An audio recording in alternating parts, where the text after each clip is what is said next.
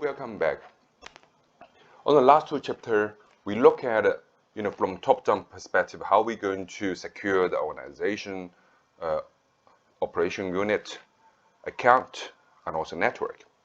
And also we look at from a compliance auditing and compliance centralized auditing and compliance perspective how we're going to use three layers of auditings, which is config managers, set up the config manager for the compliance, which is linked back to the the backup and security hub and firewall managers or threat monitoring, guard duties, and cloud formation, guard or CrowdTrail.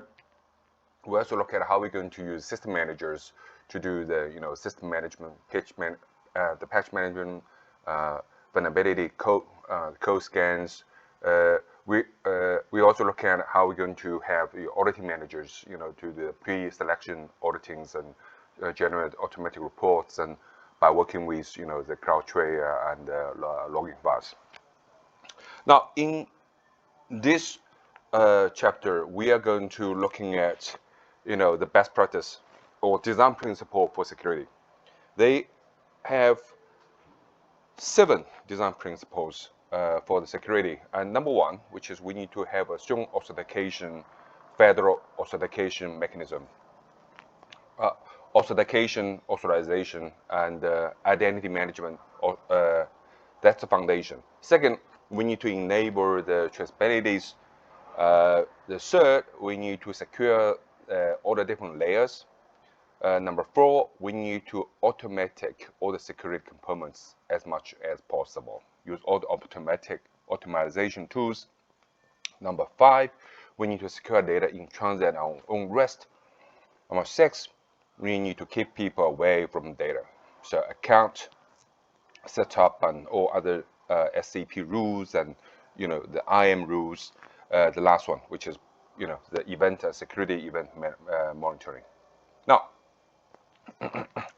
let's look at on the identity management, federal identity management first.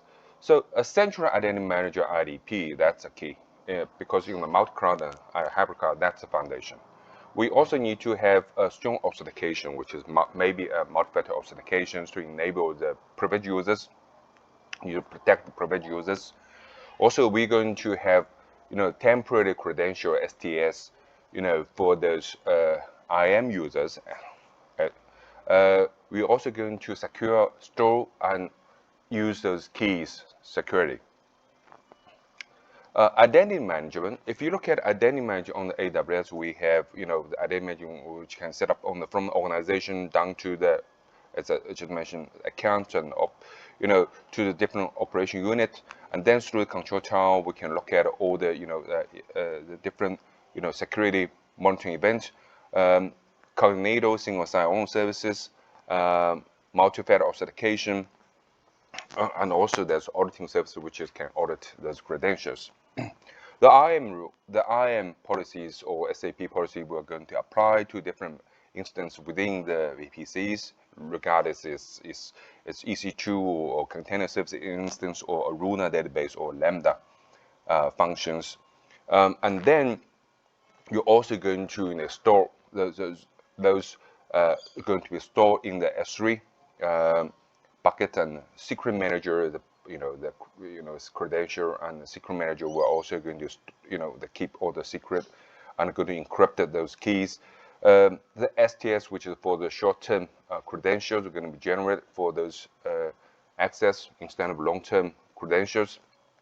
SNS was for the alarm, and we're going to check out the alarms, which are checked by the Lambda functions.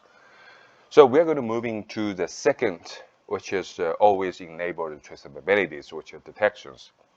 Now, AWS have already have like guard duties or and shared and all the things which are doing different kind of detection mechanism outside. But this one we're going to look at from another one. How we going to configure the service and application logs and use the metrics to automatic those detection and and mechanism.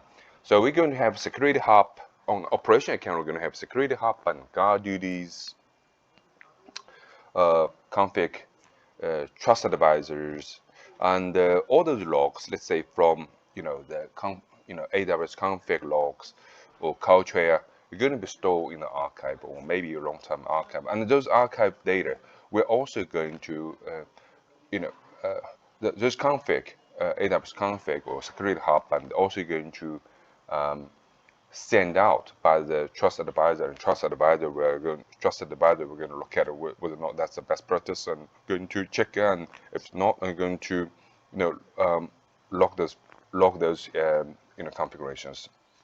And really, the metric is one of the key. Set up those metric, which is which event they can and in which events they are not allowed to. One of the example here is, through the VPC flow logs, they get all the logs from that particular VPC, and logs we are going to send to CloudWatch and store in the S3 bucket.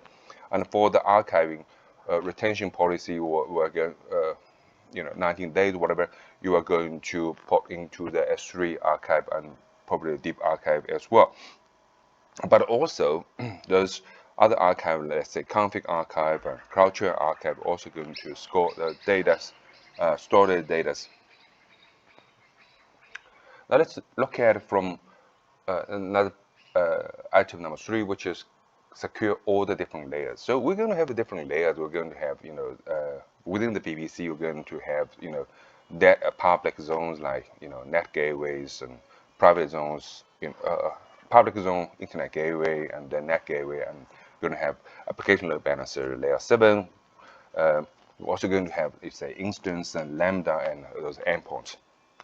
So we're going to secure all of them, and private, public, which one is egress, which is egress only, and which one is private, with NAT, and which one is private. So this is sort of thing we need to consider first. And secondly, on the AWS account, we also need to create account, for instance, like for internet, because there's a DNS firewalls, Route 53, CloudFront CDN, which is also the work firewall, layer 7 firewall, which can work with the congenitals, single sign-on, and so we can protect layers of protection there. Controls those traffic at all different layers. So we're going to make sure the traffic we're going to be inspected not just on one layer, but also in all the layers. Second, we're also going to looking at how we're going to use the cognator and wolf to have the single sign-on and authentication. The user is on the, regardless internet or premises, HQ try to get the services, and there's a CDN available, and CDN we're going to pump back, or maybe the WAF firewall, or we're going to pump back to the IDP, and IDP we are going to authorize authenticate the user, and after that we're going to allow the access through the actually the traffic we're going to be redirected by the WAF firewall.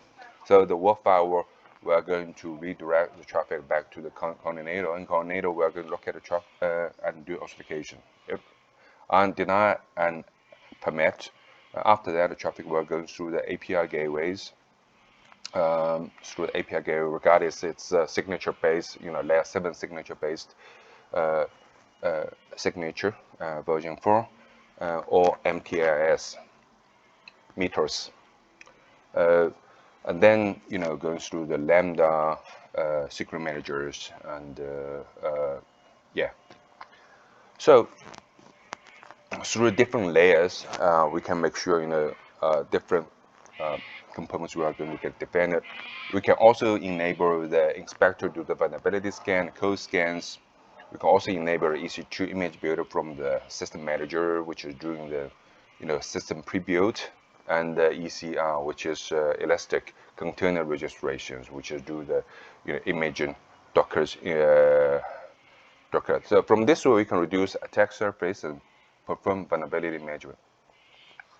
So this is a diagram which is show from system manager. We can using under the system manager, there's an image builder, pre-build the images and virtual machine and cloud formation, and then push up for the resources.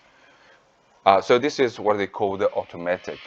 So we're going to use the tools such as confirmation, system managers, and config manager as much as possible to automatic all the configuration, and particularly for the resource changes or config changes or whatever changes, and also the changes we're going to monitor by the regardless CloudWatch or CloudTrail, and going to set up by the alarm and track the the notifications.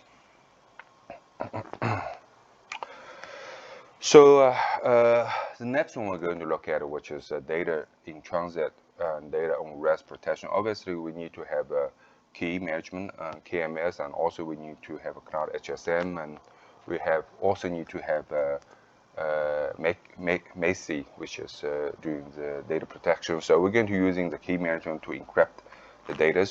And also we're going to use a certificate manager to do the auto certification, certificate authorization, certificate, client HSM to do the strong authentications, encryptions. There's some other tools which is we can using in terms of okay. Now we're going to move towards incident management. On incident management, we are going to have again all the incident. We have security hub, guard duty, detective, and also Lambda, IAM. We are going to send out to the S3 bucket archive and config archive and CloudTrail archive, and also they go through Lambda and those function, and are going to be tracked and by the notifications, either through SQS or SNS to notify the people, or segregate or maybe take out the instance from vulnerability instance from their workload. Thank you.